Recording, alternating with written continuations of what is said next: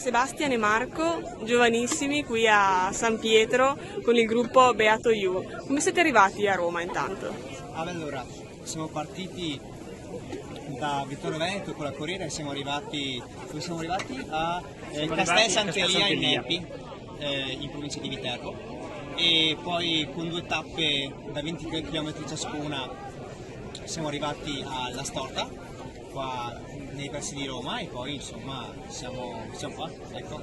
Tutto abbastanza faticoso, devo dire. È stato un bel viaggio, una bella esperienza di fatica però condivisa, e quindi il carico è stato più leggero per la condivisione, per 2 parole che ci siamo scambiati, esperienze.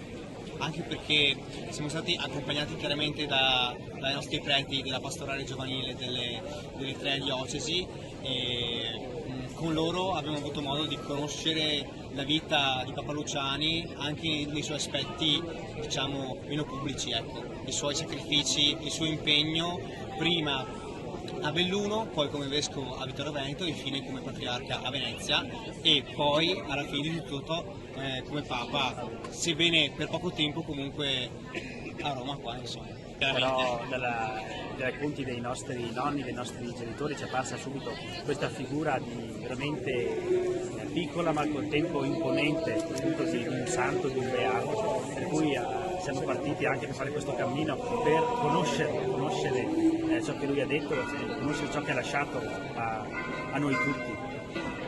Margherita, che cosa ha rappresentato venire qui a piedi, il pellegrinaggio? Che funzione ha il pellegrinaggio secondo te? È stata un'esperienza veramente importante, non avevo mai fatto un'esperienza del genere, mi ha dato l'opportunità di mettere alla prova me stessa e anche di fare esperienze di condivisione con i miei compagni. Abbiamo condiviso tante cose, tante gioie, anche tanta fatica, ma è stato veramente importante. Voi siete giovani, siete tra i più giovani qui in Piazza San Pietro. Quali sono gli insegnamenti e i valori che vi ha trasmesso Papa Luciani e volete portare con voi nella vostra vita? Io direi l'onestà e il saper fare sempre la cosa giusta, anche andando contro magari l'opinione degli altri, insomma. Quindi il saper essere se stessi anche nei contesti più grandi. Secondo me la disponibilità a servire sempre e ad ogni costo, anche quando questo chiede magari una fatica in più, una sofferenza, e lasciare una città che sia tanto amato e partire, però essere sempre disponibili e seguire quella che poi è la volontà di Dio. Poi mi ricordo molto bene il giorno in cui è stato eletto, perché è una cosa straordinaria che rimane per tutta la vita. Ho proprio i ricordi di ogni singolo momento quando ho seguito in televisione la sua elezione. Lei dov'era? Era a casa? Ero a casa, sì. Mi ricordo appunto che è uscito il cardinale a pronunciare il rito che usualmente si dice. Ovviamente parlava in latino, e quando abbiamo sentito il nome Albinum abbiamo capito subito che si trattava del Papa, e è stata un'emozione indescrivibile. Non avevo neanche 10 anni, ma me ne ricordo molto. La bomba d'animo giusto. Pregare per la pace.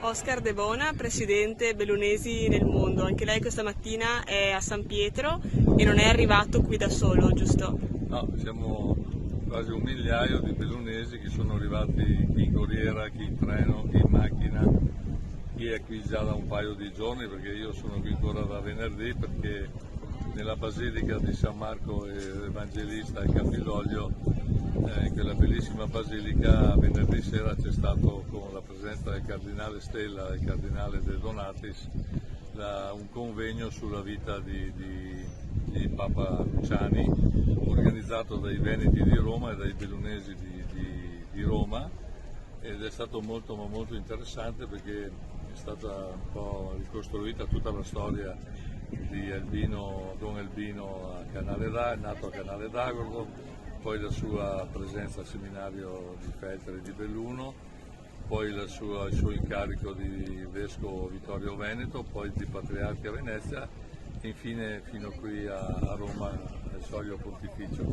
Tra l'altro poi invece ieri abbiamo avuto un concerto nella chiesa di Sant'Apostolo Campo Marzio, qui a Roma, del coro arcobaleno e della corale degli adulti di Limana, un bellissimo gruppo che fa parte anche del coro dell'Antoniano di Bologna, e hanno voluto presentare un CD nuovo dedicato proprio a Papa Luciani.